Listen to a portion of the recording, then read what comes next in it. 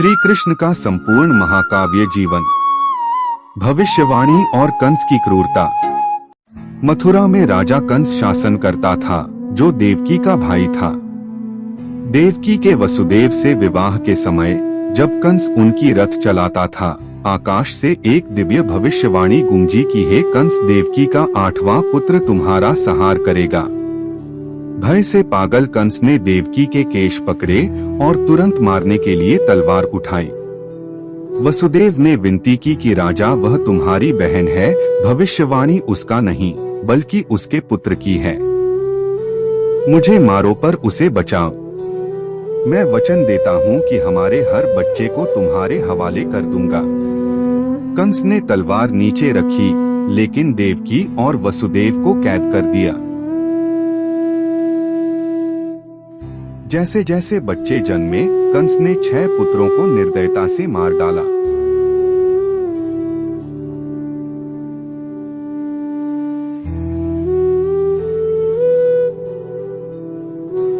देवकी दुखी हुई, वसुदेव ने पीड़ा सहा, फिर भी उन्होंने भगवान पर भरोसा रखा।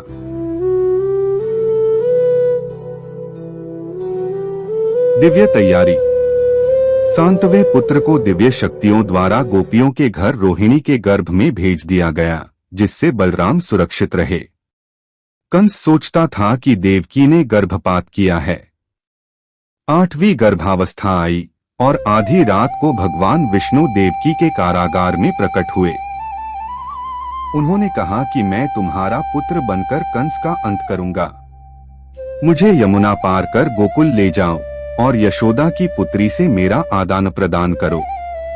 माया उस बच्चे के रूप में प्रकट होगी जो इस योजना की रक्षा करेगी। आधी रात को कृष्ण का जन्म हुआ।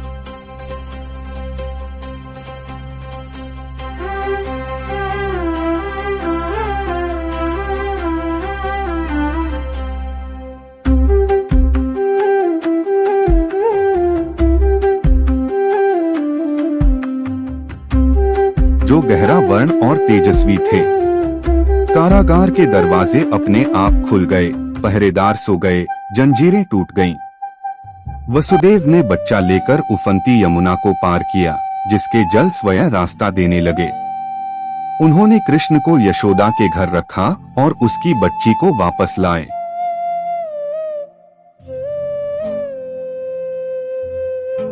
जब कंस ने इस बच्चे को मारना चाहा, तो वह दुर्गा के रूप में प्रकट हुई और बोली कि मूढ़ कंस, तेरा संहारक कहीं और पैदा हो चुका है। कोई भी नियति से बच नहीं सकता। वह आकाश में विलीन हो गई और कंस थर-थर कांप गया। गोकुल में कृष्ण का बाल्यकाल। कृष्ण यशोदा और नंद के साथ खुशी और दिव्य खेलों में बड़े हुए।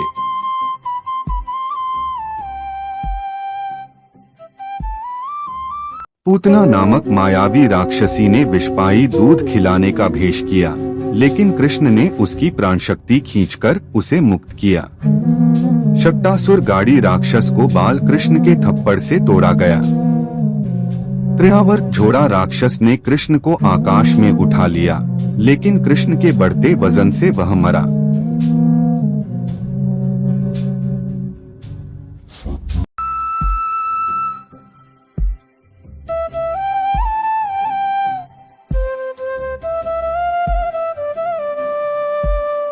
एक गरीब फल बेचने वाली महिला ने उन्हें फल दिया, बदले में उन्होंने छोटी हथेलियों से चंद अनाज दिए। उनकी कृपा से उस अनाज का डोना खजाने में बदल गया। माँ यशोदा ने बाल कृष्ण को मट्टी खाने पर डांटा और उनका मुंह खोलने को कहा। जब कृष्ण ने मुंह खोला तो यशोदा ने उसमें पूरा ब्रह्मांड देखा, तारे, ग्रह, पृथ्वी, नदियाँ और सभी जीव। जब कृष्ण को लींदी बांध दिया गया तो उन्होंने रेंगते हुए 2 बड़े अर्जुन वृक्ष गिराकर 2 दिव्य व्यक्तियों को मुक्त किया।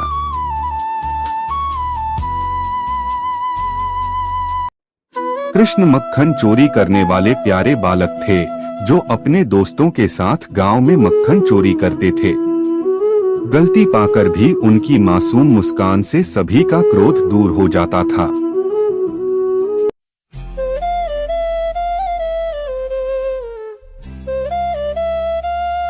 कृष्ण का बाल्यकाल अद्भुत और चमत्कारिक रहा। उन्होंने कई दानवों का संहार किया जो गोकुल और उसके आसपास के क्षेत्रों को संकट में डालने आए थे।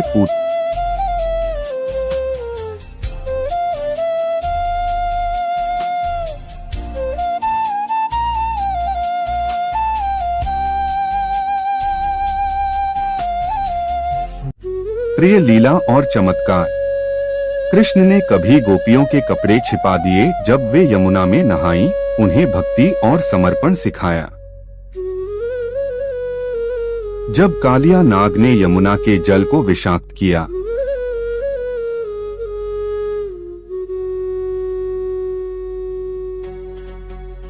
तो कृष्ण उसके सिरों पर कूदकर दिव्य नृत्य किया। नाग ने दया मांगी। कृष्ण ने नाग को माफ कर उसे द्वीपवास भेजा।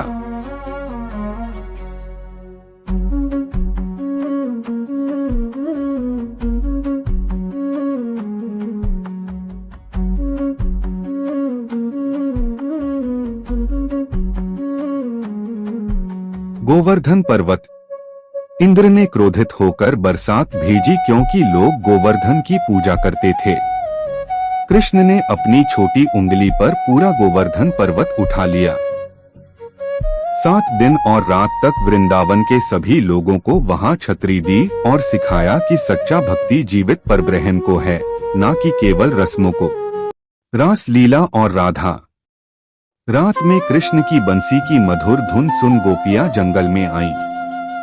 कृष्ण ने हर एक के साथ एक साथ रास लीला की, स्वयं की अनेक प्रतिमाएं बनाकर, ताकि कोई भी अपमानित महसूस न करे। परंतु राधा का प्रेम सबसे बड़ा और परम था, जो अनंत भक्ति का प्रतीक माना जाता है। मथुरा वापसी और कंस वध।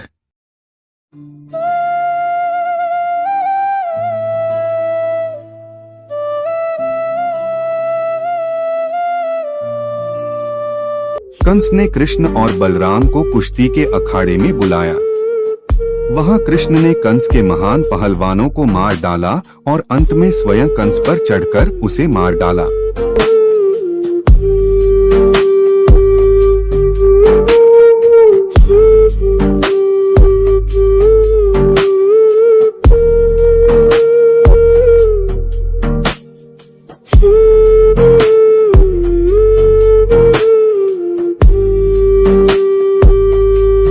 भविष्यवाणी पूरी हुई और मथुरा मुक्त हुई। कृष्ण ने अपने माता पिता देवकी और वसुदेव से मिलकर उनकी खुशी के आंसू देखे।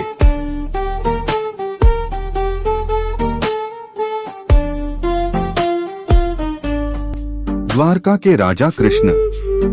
अपने लोगों की रक्षा के लिए कृष्ण ने समुद्र में स्वर्णिम द्वारका नगरी का निर्माण किया।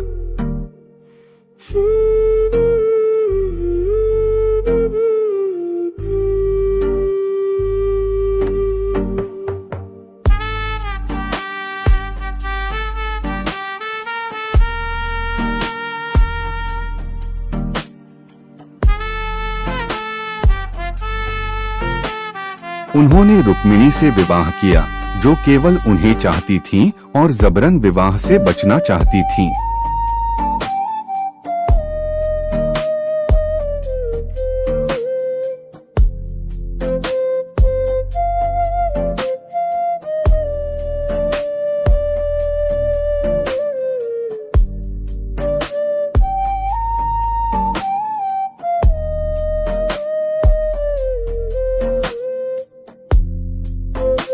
उन्होंने बंदी गृह से छुड़ाई गई 16,000 स्त्रियों से भी विवाह किया, जिन्हें उन्होंने सम्मान और गरिमा दी। करुणा और मित्रता। कृष्ण के बचपन के मित्र सुदामा गरीब और शर्मीले थे।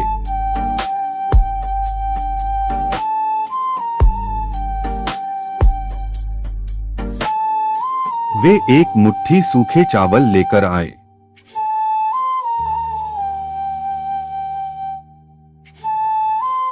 कृष्ण ने उनकी पैर धोकर प्रेम से स्वागत किया।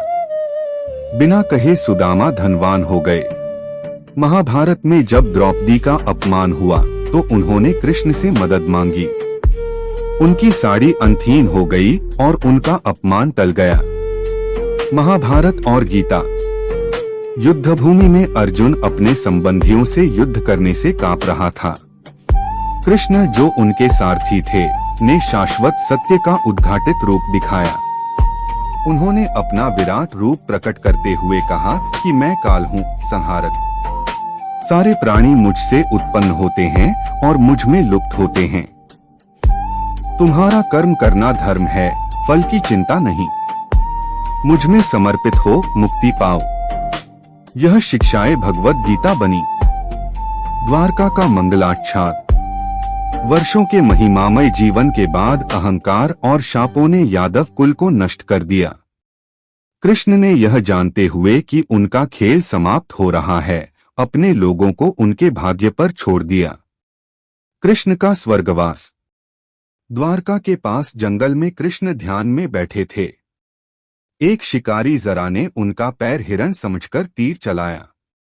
गलती समझकर शिकारी ने क्षमा मांगी। कृष्ण ने कहा कि शोक मत कर, तुम केवल कर्म के साधन थे। मेरा समय पूरा हो गया। इस प्रकार उन्होंने अपने नश्वर शरीर का त्याग किया और द्वापर युग का अंत और कलयुग शुरू हुआ। अनंत कृष्ण। जहां उनका शरीर विदा हुआ, वहां उनकी आत्मा सर्वदा जीवित है। बंसी की मधुर धुन में, राधा के प्रेम में, द्रौपदी की आस्था में, सुदामा की मित्रता में और गीता के ज्ञान में कृष्ण सदैव हर भक्त के हृदय में जीवित हैं।